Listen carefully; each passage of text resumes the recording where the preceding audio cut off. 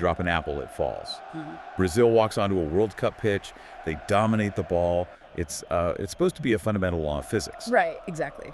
But what happens when gravity just breaks? Welcome to today's deep dive. We are unpacking the stunning 2026 World Cup quarterfinal, where Norway, a nation of just, 5.5 million people, eliminated Brazil 2-1? Still hard to believe. It really is.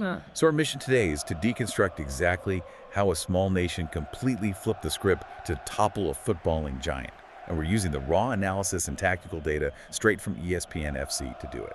Yeah, and to understand this historic upset, you really have to look past the final score. You have to examine the incredibly bizarre tactical setup Carlo Ancelotti deployed for Brazil. Oh, it was wild. It was shockingly negative. Massive chance on the break with Hendrick. They did, yeah. So was it really a terrible strategy or just, bad execution in the final third? Well, I'd argue the strategy itself was fundamentally flawed, mostly because of where Brazil surrendered space. Right. By dropping into this deep, passive low block, Brazil essentially vacated that critical area right outside their own penalty box. Right. They completely handed the midfield over to Norway's conductor, Martin Ødegaard. And you just cannot do that. Exactly. He didn't even have to beat a man. He was receiving the ball with like 3 or 4 seconds of pure, unpressured time to pick his passes, which is absolutely lethal at the World Cup level. Totally. He and Sander Berge were just strolling through the middle, scooping up all the deflected clearances, those second balls, and instantly restarting the attack. They just dictated the entire tempo. But, that tactical surrender by Brazil wasn't just a physical error on the pitch. It really exposed a massive psychological fragility. Oh, 100%. When a team that is built on attacking flair is told to sit in a bunker, you start to see this sort of heavy jersey syndrome take over. Yeah, the historical weight of that iconic yellow shirt visibly dragged them down. And I mean, it culminated in that chaotic penalty situation. That was painful to watch. Right. Think about the psychology of that huddle in the box. You have Vinicius Jr., arguably their main one-on-one threat, deferring a crucial penalty to a defensive midfielder in Bruno Guimaraes. Who then missed it. Exactly. It wasn't a tactical choice, it was just an abdication of responsibility. The pressure literally made their biggest stars hide. And here's where it gets really interesting.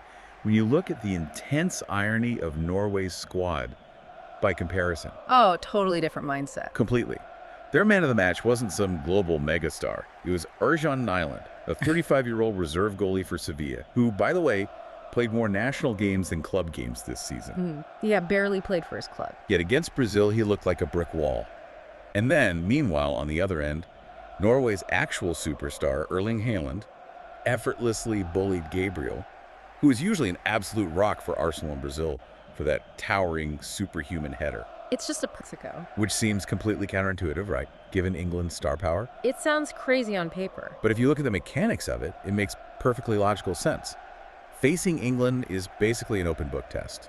Norway has so many players in the Premier League, they already know exactly how fast a certain English winger is, or what tricks an English defender uses. Mexico, with their tricky, less predictable style, is a total pop quiz. Yeah, familiarity just eliminates the element of surprise.